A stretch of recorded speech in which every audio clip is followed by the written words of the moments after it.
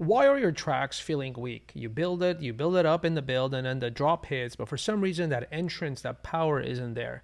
So we're going to dive into this song that I've been working on, and I'm going to show you guys the thinking process behind what is it that you have to look at, what is it you have to do to be able to get a drop that hits hard. So I'm going to play kind of like the end of the break, the end of the build, and into the drop, so you get an understanding of like what the song sounds like. You might have heard this in other of my videos, and we're going to go layer through layer and explain what's happening dynamic change wise for you to be able to get that impact. And what's important to me is that you walk away with the thinking process here to apply it to your own music. So let's jump into it. Let's listen to somewhere from here. The break itself isn't fully done, so we don't need to listen to it. It's just what's happening in this region entering the drop. Let's go.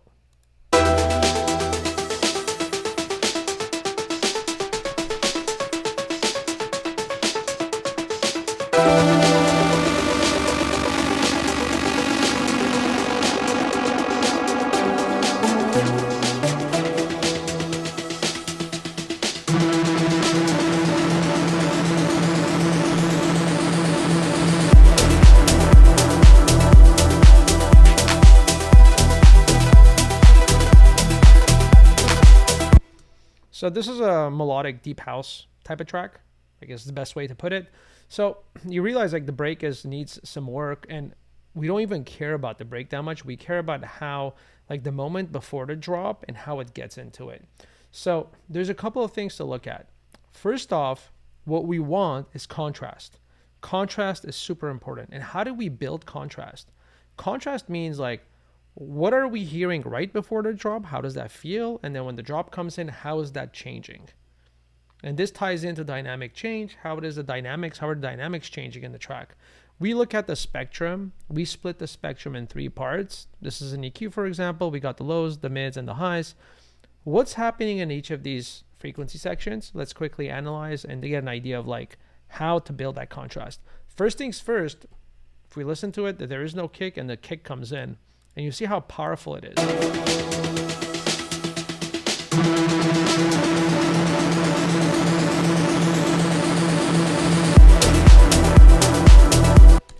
Just the kick coming in alongside with the bass, where we're not hearing bass before.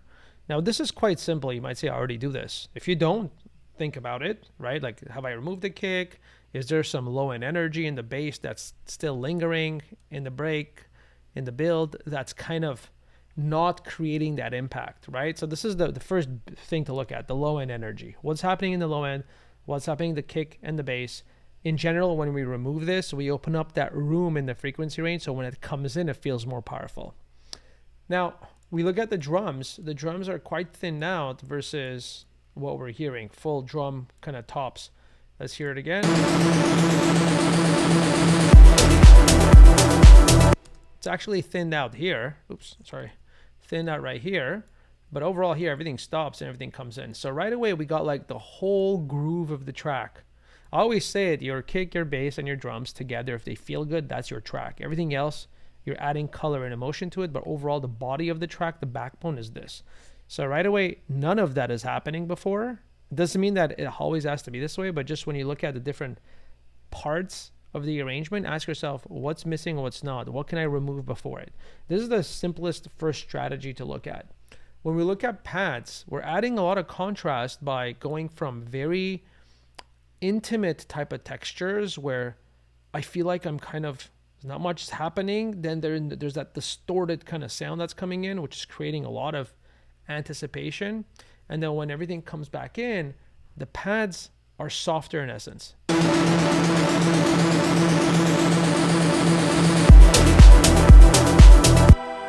See, like the difference between this and this, there's contrast in texture.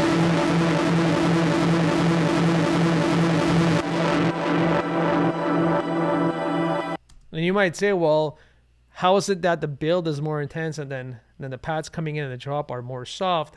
We're kind of like counterbalancing, but we're not only listening to the track with these two instruments. We're creating contrast in some sense. These two alone are not the reason why the impact hits. It's a lot of other elements, but the contrast element makes it very important. If you look at the plucks, what's happening in the pluck section? The plucks are dying down, but let's listen to it before as well. We're killing it off. So this is printed in the automation, I believe. Actually, it's happening on the group chain. So we're cutting off the high end. What happens when we cut off high end from instruments? It feels like we're muting it, we're pushing it back. So this helps. So then when we bring everything back on, we open up the high end. Plugs are dying completely. And then they come back in right here fully. And they're coming in with a lot of air, a lot of high end, which is very important. So let's look at what's happening to the lead. This is what's important. The lead itself has this effect that's going on.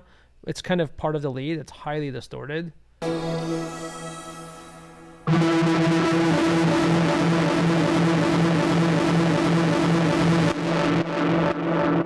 I'm just going to see if there's any automation. Yeah. So the signal has been flattened. I'm using some type of heavy distortion on the sound right here. But listen to what's happening when the kick comes in.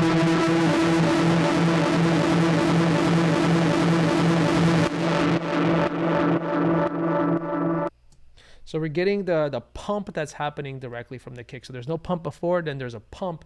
That pump is accentuating the groove in the kick itself. So the combination of these elements is creating a lot of contrast. There's one other element. This is the obvious one as well.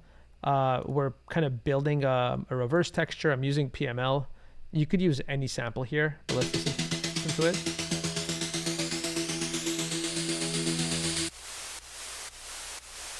So again, the white noise is pumping with the kick to really change that chaotic kind of us losing a sense of the beat to like something very structured and beat-like with a pump happening exactly. There's no pump happening before. I'm not saying if you put a pump here or a pump here that you would lose that effect. It's just that contrast we're creating is allowing us to enter a new space that's different, right? So the combination of all of those together, let's hear it one more time.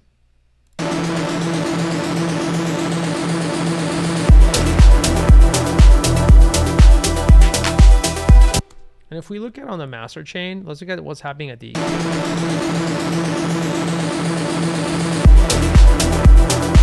So we're seeing like the high end is being removed to some extent.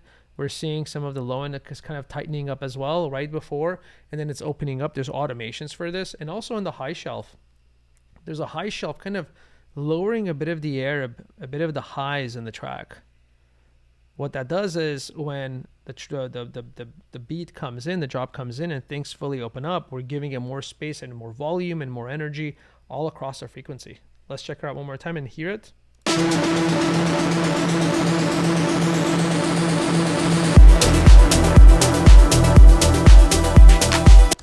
So these are the main elements I look at when I come across a drop that sounds weak.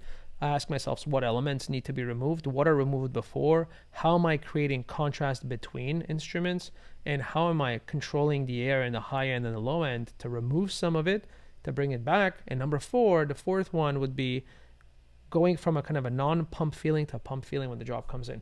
There's a lot of other ways to create that impact, but overall, these are the main things that I look at. If you kind of check these boxes off in your own track, you start realizing that your entrance to your drop starts becoming more intentful, more powerful, and that's what makes the difference. Hope this helps. If you guys have any questions, if you guys need any production help, we specialize in our mentorship. We help producers become professionals.